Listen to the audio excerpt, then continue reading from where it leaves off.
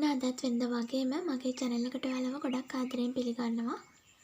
ඔන්න අද මම රසම රස cutlet recipe එකක් අරගෙන ආවා. ඉතින් ගොඩක් ලේසියි මේක හදන්න. මම විශේෂයෙන්ම මෙන්න මේ දේවල් තමයි මගේ cutlet එක හදන්න පාවිච්චි කරන්නේ. මම පොලොස්කට සාමාන්‍ය කෑලි 2-3ක් තම්බ ගත්තා. මම මේකට ගොරක බික්කක් දාලා ලුණු ටිකක් එකතු කරගෙන හොඳට තම්බ ගත්තා. තව මම මාළුත් අරගත්තා. මම මෙතෙන්දී අරගත්තු මාළු අලගුඩුව. ඉතින් ඒකේ මාළු පෙති 2ක් විතර මම අරගෙන ඒකත් තම්බගෙන තියෙන්නේ. තව මම මේකට එකතු කරගත්තා අලගෙඩි 2ක්. ඒකත් කෑලි කපාගෙන හොඳට තම්බගෙන පොතු අරගෙන මම මේ ටික ඔක්කොම පොඩි කරගෙන එකතු කර ගන්නවා. ඔන්න මම දැන් තෙල් ටිකක් ලිපේ තියාගත්තා. තෙල් ටිකට හොඳට රත් වුණාට පස්සේ සුදු ලුණු ටිකක් කරපිංච ටිකක් එකතු කරගත්තා. ඒ ටික ටිකක් රන්වන් පාටට බැදීගෙන එනකොට බීලි ලුණු ගෙඩියක් පොඩියට කපලා එකතු කරගත්තා. දැන් අපි මේකට එකතු කරගමු පොලොස් කැට ටික හොඳට පොඩි කරගෙන.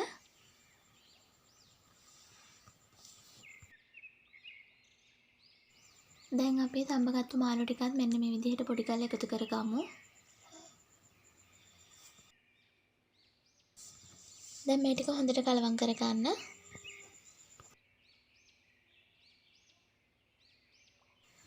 දැන් අපි මේකට කැරට් ටිකක්, ලීක්ස් ටිකක් දාගමු. ඔන්න ඔයාලා ටිකක් සැරට කන කෙනෙක් නම් මේ වෙලාවේදී පුළුවන් ඔයාලට සැර මිරිස් ටිකක් පොඩියට කපාගෙන එකතු කරගන්න.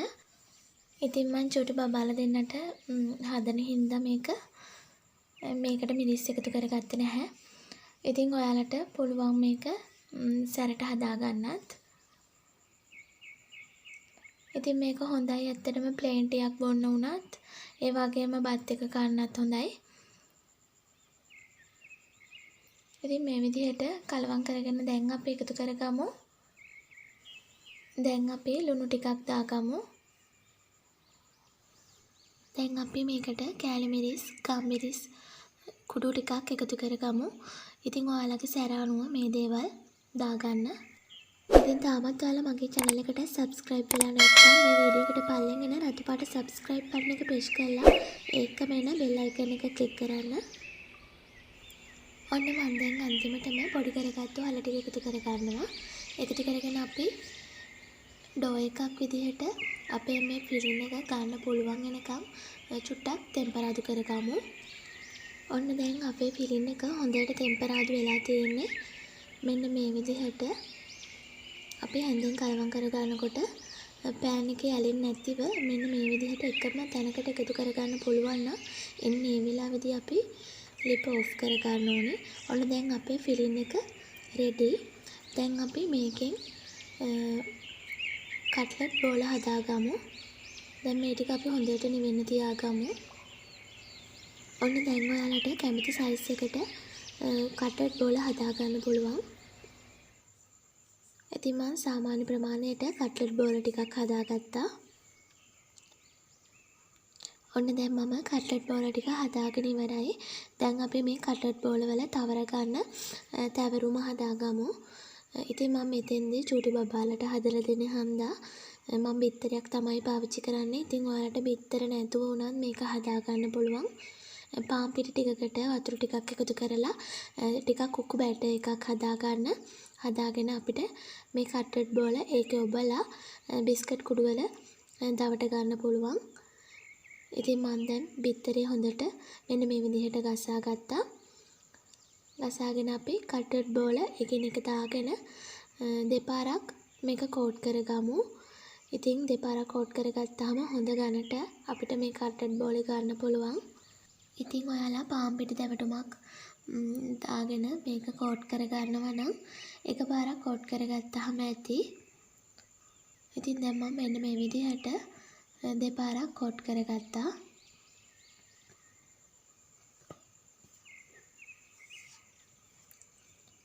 ඉතින් මෙන්න මේ වගේ ගෑරපු දෙකකින් හරි හැඳි දෙකකින් හරි මේක කරගන්නවා නම් අපිට අතේ තවර ගන්න නැතිව කොට් කරගන්න පුළුවන්.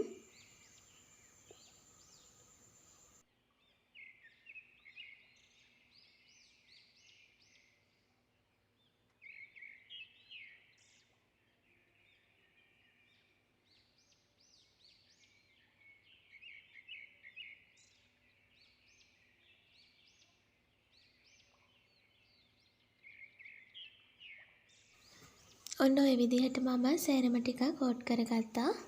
ඔන්න මම දැන් තාච්චියක් ලිපේ තියාගත්තා. ඒකට පොල් තෙල් ටිකක් එකතු කරගෙන තෙල් ටික හොඳට රත් වුණාට පස්සේ අපි කට්ලට් බෝල දාගෙන මේකට බැදගමු.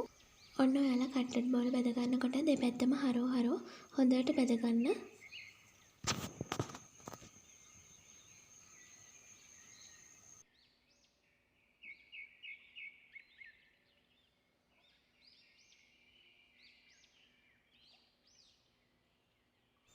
ඔන්න දැන් අපි කට්ලට් ටික බ්‍රවුන් කලර් එකට එනකම් බැදගමු. ඔයාලා මේක ගොඩාක්ම කළු කරගන්න යන්න එපා. එතකොට කට්ලට් බෝල් එක කැතයි.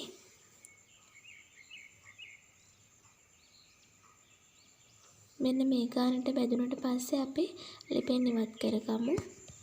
ඔන්න ඔය විදිහට සේරම කට්ලට් බෝල ටික බැද ගන්න.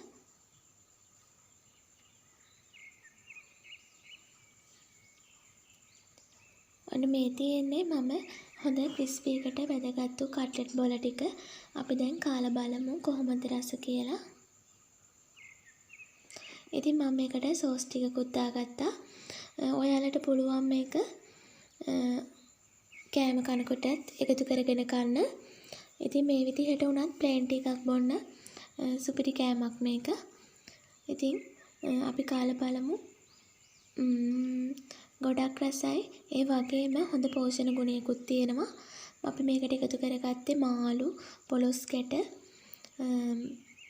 අල. ඉතින් බර අඩු බබෙකුට උනත් මේ දේවල් මේ විදිහට හදලා දුන්නත් එයාලගේ බර උනත් වැඩි කරගන්න පුළුවන්. ඉතින් පොලොස් කැට කන්න අකමැති බබෙක් උනත් මේ විදිහට හදලා දුන්නොත් අනිවාර්යයෙන්ම කයි.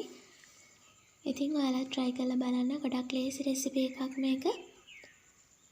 අපි නැවතත් රසබර වීඩියෝ එකකින් හමු වෙමු. ඔයාලට ගොඩාක් ස්තුතියි.